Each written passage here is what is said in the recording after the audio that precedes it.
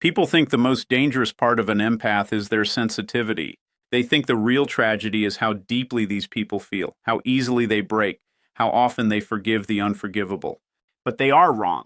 The most terrifying moment is not when the empath cries, not when they beg, not when they collapse under the weight of betrayal. The true horror begins the moment they stop caring. Because when an empath finally turns dark, it does not look like rage. It does not arrive screaming through shattered glass or violent revenge. It arrives quietly, like a lock turning inside a sealed room, like the final flicker of a lighthouse extinguishing during a storm, like a bridge collapsing in complete silence while everyone still believes it is standing. And the people around them rarely understand what they are witnessing until it is too late. Because the empath who once absorbed pain like rain into dry earth suddenly becomes unreachable, untouchable, emotionally invisible. No more pleading, no more explaining, no more second chances stitched together with exhausted hope. Just stillness, a terrifying kind of stillness. The kind that appears after a soul has suffered beyond its breaking point and finally decides it would rather become cold than continue dying slowly for people who never cared if it survived. And what makes this transformation so haunting is that it was never created by hatred. It was created by survival. Stay with me, because what happens next changes everything. Chase Hughes discovered something deeply unsettling about human psychology. He understood that the mind does not endlessly tolerate self-abandonment.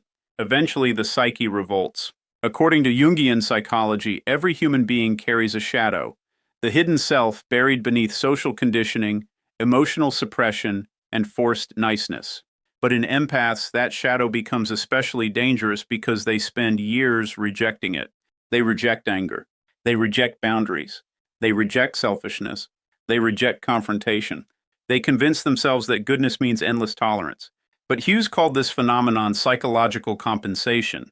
The longer someone suppresses an essential part of themselves, the more violently that buried energy returns. Carl Jung had a word for this reversal.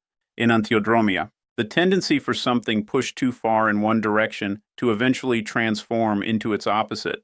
And that is where the real darkness begins. Because the empath was never weak.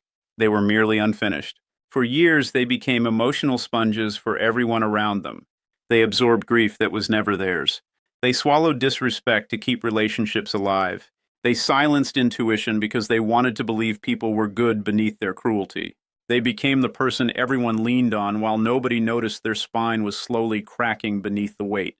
Every conversation became emotional labor. Every apology became another wound disguised as hope. Every betrayal became another excuse they forced themselves to understand. They poured oceans into people who only offered them empty cups in return. And the tragedy was not that they loved too much. The tragedy was that they abandoned themselves to keep others comfortable. Like a candle trapped inside a collapsing house, they kept burning while the structure around them slowly consumed all the oxygen. The empath learns early that love often comes attached to suffering, so they adapt. They become hyper-aware of moods, hyper-vigilant of tension, terrified of conflict, addicted to emotional rescue. They become masters at reading faces while completely forgetting how to hear their own soul screaming beneath the noise. Hughes understood that this creates a fractured identity. A person begins living entirely through projection. Their worth becomes dependent on saving others. Their purpose becomes sacrifice.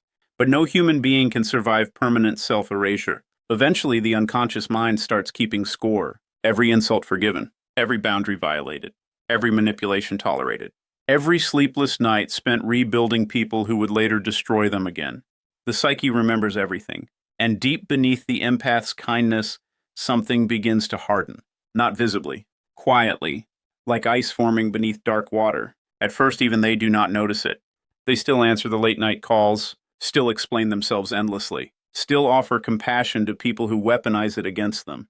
But internally, a fracture has already begun. A rubber band can only stretch so far before it snaps. And the terrifying thing about empaths is that when they finally snap, they do not explode outward.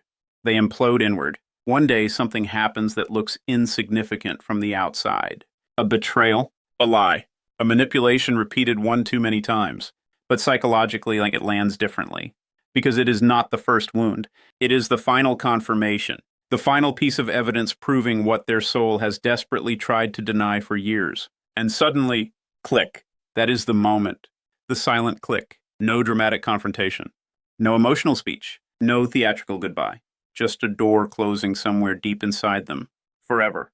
The emotional receiver shuts down, the bridge collapses silently into black water, and the person standing across from them usually keeps talking, completely unaware they are now speaking to someone they will never emotionally reach again. This is why the dark empath terrifies manipulators, because emotional control only works when emotional access still exists. The moment the empath detaches, the hooks disappear. Guilt stops working. Crying stops working. Love bombing feels artificial. Gaslighting becomes transparent. Suddenly, the empath sees every manipulation with surgical clarity, as though a fog has evaporated from the room. And the manipulator panics, because for years they controlled the empath through emotional reaction. But now, there is no reaction, only silence, cold, calm silence. And nothing terrifies a manipulator more than losing emotional leverage over someone they once controlled effortlessly. Hughes understood that this is where shadow integration begins. The empath is not becoming evil. They are reclaiming the parts of themselves they buried to survive. The anger they feared becomes discernment. The boundaries they avoided become protection. The detachment they once judged becomes freedom. This is individuation. The process Jung described where the fractured self becomes whole by integrating the rejected shadow. And it feels terrifying because the empath begins realizing something devastating. Their suffering was never proof of love. It was proof of self-abandonment. That realization hits like shattered glass falling through silence. Suddenly, memories rearrange themselves. They remember all the times they apologized for being hurt, all the times they accepted crumbs while offering feasts, all the times they stayed loyal to people who studied their kindness like a weakness to exploit. The illusion collapses, like a house with rotten foundations finally giving way during a storm. And beneath the ruins, someone new emerges. The terrifying part is how calm they become, because pain once controlled them. Now clarity does.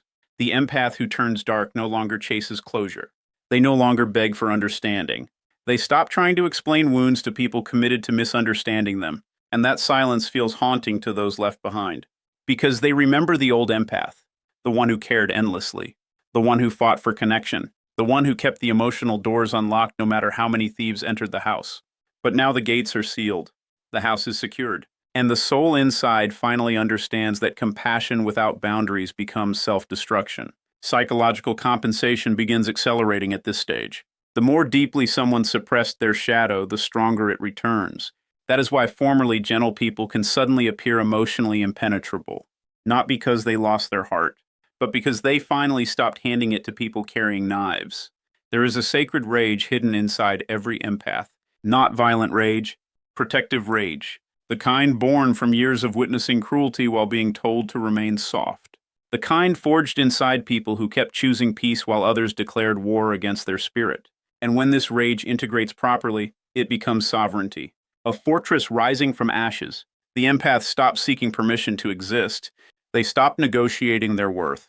They stop shrinking themselves to fit inside emotionally unsafe environments. And people around them become deeply uncomfortable. Because healed empaths are difficult to manipulate. Their intuition sharpens. Their tolerance for deception disappears. Their silence becomes impossible to control. Manipulators depend on emotional chaos. But the dark empath becomes still water. And still water reflects everything clearly. This is why toxic people suddenly accuse them of being cold or different. What they truly mean is, you no longer respond to my control. The empath once carried everyone emotionally. Now they carry themselves. And the difference is monumental, like watching a chained animal quietly remove its own leash and walk into the wilderness without looking back. No anger, no revenge, just freedom. Hughes believed that radical acceptance changes the nervous system itself. Once the empath fully accepts reality instead of fighting it, emotional dependency collapses. They stop waiting for apologies that will never come. Stop hoping toxic people will transform. Stop rewriting reality to protect those who harmed them. And suddenly their mind becomes frighteningly clear. This clarity feels almost supernatural after years of confusion, because manipulators survive through distortion. But once distortion dies, so does their power. The empath begins noticing patterns instantly. They recognize fake empathy beneath polished words. They hear manipulation hidden inside compliments. They sense emotional agendas before conversations even unfold. It is as if years of suffering sharpened their perception into a blade. And perhaps that is exactly what happened.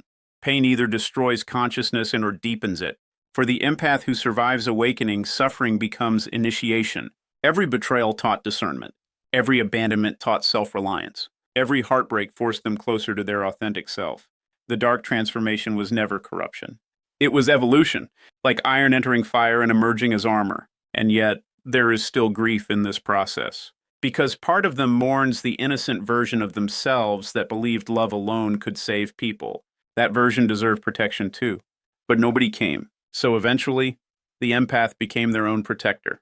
This is the moment psychological immunity is born. Not numbness. Immunity. There is a difference. Numbness is emotional death. Immunity is emotional mastery. The dark empath still feels deeply. In fact, they may feel more deeply than ever before. But now those emotions no longer control them. They observe instead of absorb. They listen without surrendering themselves. They care without self-destruction. This creates an inner stillness that feels almost unsettling to people who knew their former self, because chaos no longer penetrates them. The emotional armor has finished forging, and what once wounded them now simply reveals itself. This is the sovereignty Jung spoke about, the restoration of psychic equilibrium, the self returning home after years of exile. For the first time in their life, the empath stops abandoning themselves to maintain connection. And strangely, this is often when others begin chasing them hardest. Because emotional unavailability creates mystery. But more importantly, manipulators are addicted to access. When access disappears, obsession begins. The toxic people who once ignored the empath suddenly become desperate. They send paragraphs, late-night messages, emotional confessions, performative apologies. But something terrifying has changed. The empath no longer mistakes attention for love. That illusion has shattered forever. Like a broken mirror scattered across a dark floor, the fantasy can never fully be reconstructed again. And this is where true indifference begins emerging. Not hatred, not revenge. Transcendence. The empath realizes that emotional peace is more valuable than emotional attachment. So they stop arguing, stop defending, stop explaining themselves to people committed to misunderstanding them. This silence confuses people because society teaches us that emotional intensity equals love. But psychologically mature detachment is far more powerful. The empath no longer needs to win arguments because they no longer need validation from people incapable of giving it. That need died during the transformation, and with it, their chains disappeared. The terrifying beauty of this stage is how unreachable they become. Not through cruelty, through clarity. Their energy changes. They walk slower, speak calmer, observe more, reveal less. There is now a quiet storm behind their eyes. The kind created when someone has survived emotional warfare and emerged conscious. People can feel it instinctively. The empath who once radiated desperate warmth now radiates discernment. And not everyone gains access anymore. This is what frightens manipulative personalities the most. The gates are no longer open. The endless emotional supply has ended. The well has run dry. And for the first time, the empath understands a truth that changes everything. Not everyone deserves access to your heart. That realization becomes sacred, because the empath spent years believing love meant unconditional availability.